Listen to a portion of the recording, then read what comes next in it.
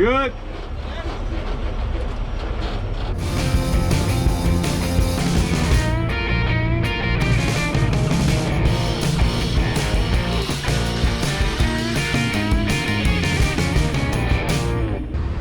Welcome back to the channel.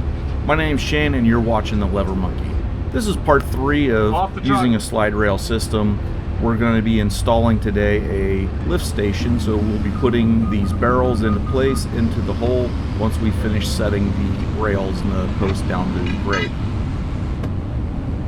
So before you make a pick or anything, you should be checking the weights on your materials, making sure that your machine is capable of lifting that material at the distances and the direction that you're lifting it.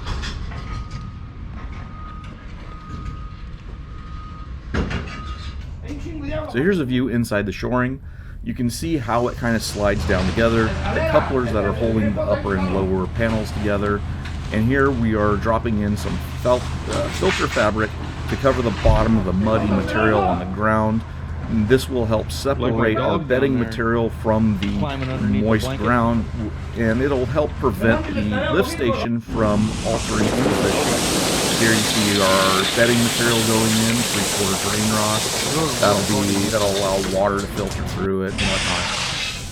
Now the guys are going to be grading it out, so that way we'll use a laser, get it all nice and flat and 2 grades, so our lift station, once it's done being stacked, will be on grade where it needs to be. So if you look at the corners of the box, you can see that our posts are not slid all the way down into the ground. And this allows material to flow into those corners and fill those corners in as we pull everything out and backfill.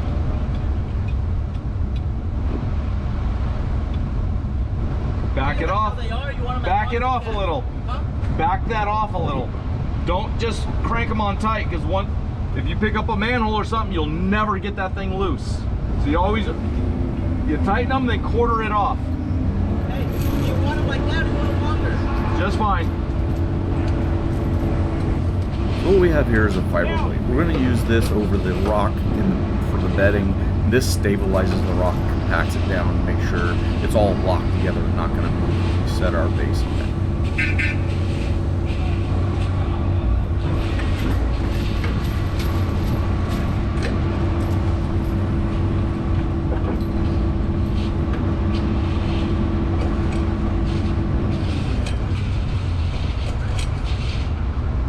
Oh, I can smell the flooded from here.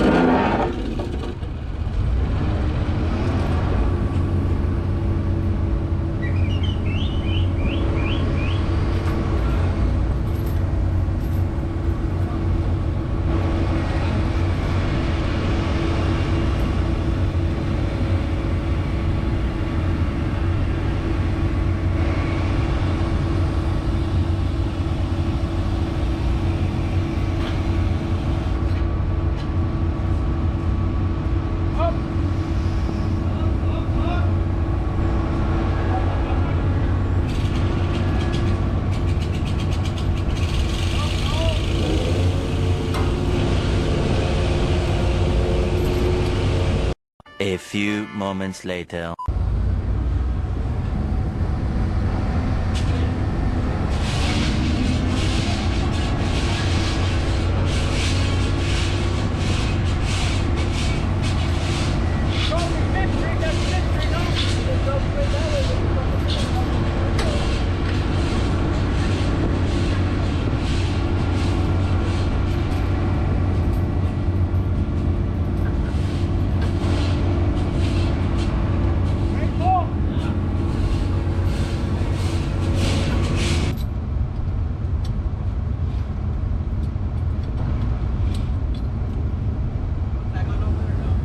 No.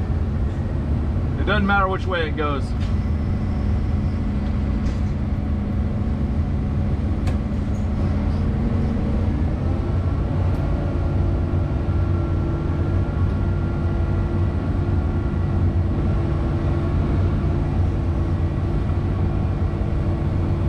Okay, stay clear.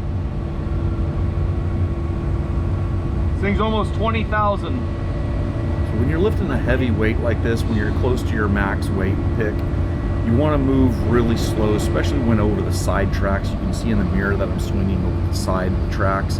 This is the most dangerous portion of it because you have a far less lifting capacity over the side of your tracks versus over the ends of your tracks. And then by going slow, you're maintaining that weight. If you swing fast, that weight will swing out. You're creating G-forces on the load, multiplying the weight of the load, which could pull you over. So all slow and steady is the way to go.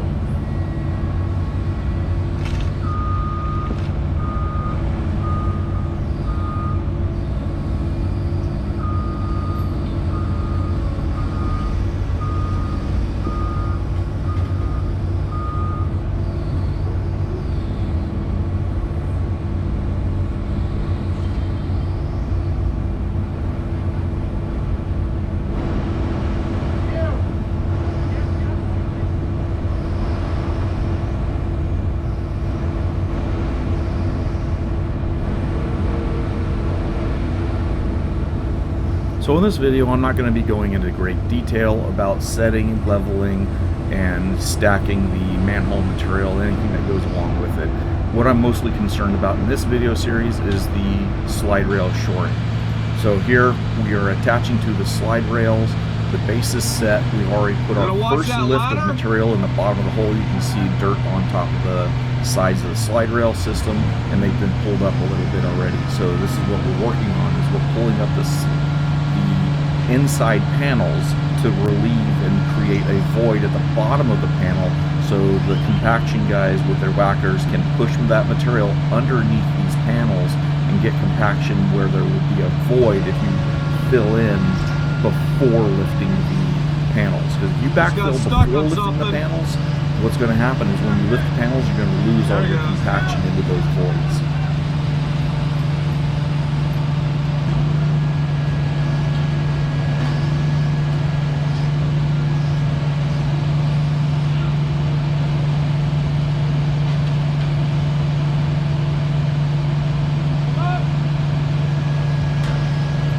So what you see here is Andy's giving the hand signal for shove material into that void so you can get the compaction underneath it, so I can set it down without it going back below where these guys are running their whackers. And we do have a little bit of material that are above the bottom of the panels.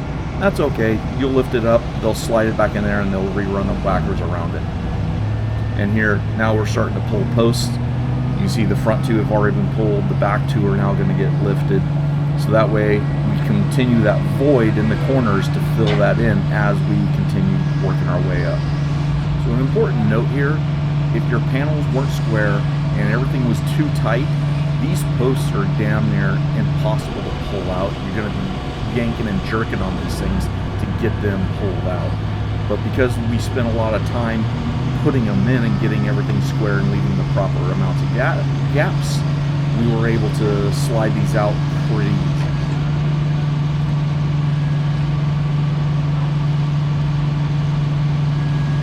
The same as the rest of them, Andy.